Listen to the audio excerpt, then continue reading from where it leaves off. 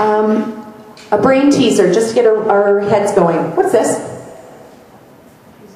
It's Sunday morning, so I thought he's beside himself. What about this? This is my favorite. What's this one?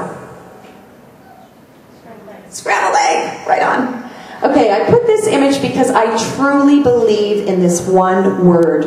I believe that things are possible. I don't always believe it's easy, but I believe that with the right attitude, you can make a difference. I love this image because on my wall in my clinic is this painted on a canvas. Attitudes are contagious. Is yours worth catching? If I look over at my beautiful daughter right now, this is something that we've talked about from day one. Good and bad attitudes. Have you ever poked a fight with your husband all day long? You just woke up on the wrong side of the bed. Yeah? And I mean, he's just annoying me. I mean, he's kind of cute, but right now he's not looking so good. And all day long, you kind of push. And you push. And then finally, when he bites at 7 p.m., you think, oh, you're miserable. Who picked the fight all day long? We all have those days. And this is a really, we need to be prepared. And sometimes this is what life throws you. And you put on your boots and let's get busy.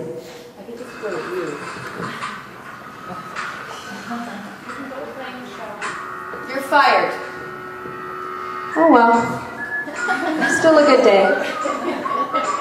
Gonna clean out my desk. Oh no, the box is broken. Oh well, still smiling. Early day, you're gotta be kidding. My car's being towed? Oh well, I'll walk, it's good exercise. Oh no, my keys. What's better than a hammock? Hard day, soft nappy. I love this video because kids teach us, do they not?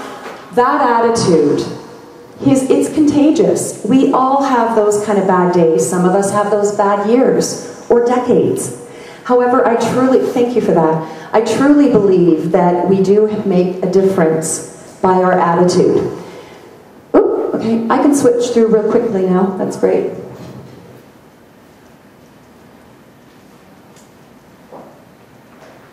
So stress is important. We need stress, right? Good and bad stress. It's really important for our overall well-being. If we didn't have it, where would we be? Now, for every person, and in my clinic, I treat all kinds of people, whether it's from pregnancy through to palliative care. I'm treating a woman right now who's 96. She has fought 13 malignant tumors on her lung. She's had them removed. She's had a cerebral hemorrhage. She's lost her husband and her child from cancer at the age of 9. He died at the age of 9. This woman's attitude, every time I go to see her, she amazes me. She's now in stage 4 lung cancer, and every time I go to treat her, I learn something from her, because right to the bitter end, she is being positive. And I'll tell you, there's something to be said about that. Whether you're, at work being stressed out of your mind, it's really important. Now for me, jumping out of the airplane, I did that a couple of years ago to raise money for a charity. I raised $20,000. I launched my website as I launched myself out of an aircraft with a camera crew. And whatever it is, we should try to have coping strategies. So what's in your handbag? I have no idea why that's got that funny little graphic over there. I didn't put that, but that's kind of a fun thing. Happy, sad, I don't know what that is. So what's in your handbag? Let's take a look. Or your man bag. Often when I'm speaking to men, we talk about that as well. Well, one thing, stress management, massage therapy, and the research that has been proven to help is phenomenal. There's also self-massage techniques, and I'm going to show you one today to help you get started. Exercise. This changes all the time, and this is very, very basic. And actually, it's not 30 minutes a day now. It should be up to 60 minutes a day. 10,000 steps is what you should be taking in a day. Put a pedometer on. And then challenge yourself each day to figure out, it's too hard, it's cumulative.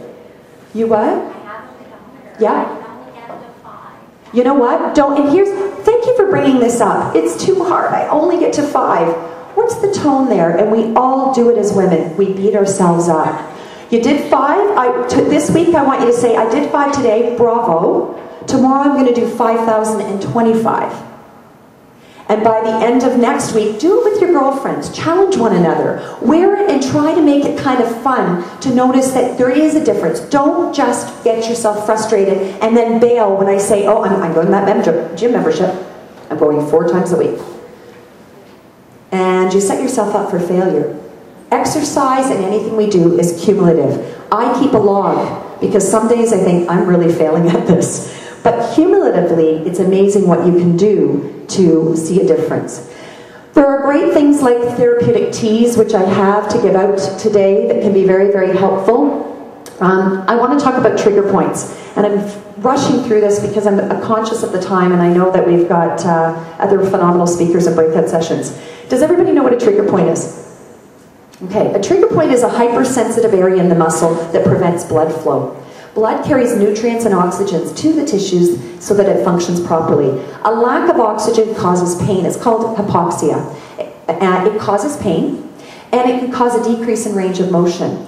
Now, you know the song we teach our kids, your knee bone's connected to your hip bone?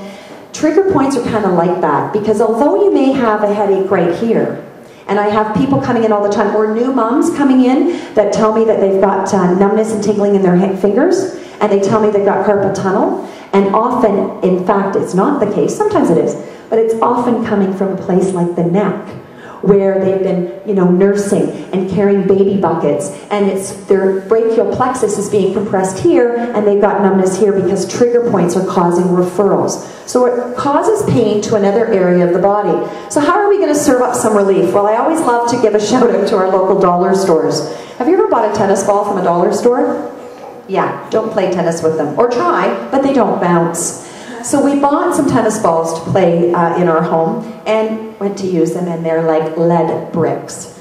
So I thought, oh, perfect. I can use these for demonstrations. And I left it at home this morning because it's Sunday morning, and I forgot. Take a tennis ball or 2. Put it in a clean sock. There's your homework. Can you find a clean sock in your house right now? And you're going to put 1 or 2 in a sock and tie the ends of it and a knot in the middle. Fantastic. How many of you get that burning bra line pain? Have you ever had that burning sensation or upper neck?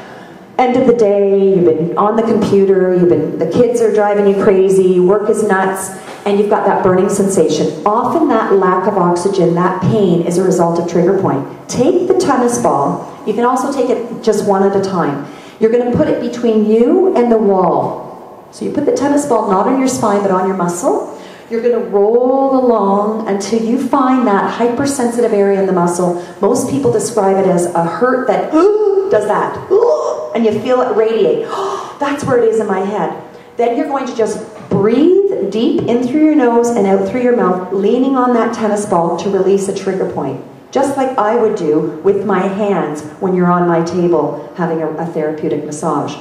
Now, you do not want to do this if you have headaches and you've got a headache already happening, because it can increase the headache pain. Those 2 tennis balls in a sock, you can lay on the floor right at your occiput. Everybody take your hands, come down the back of your head to the edge of your skull here. That area is called your suboccipital area, that ridge.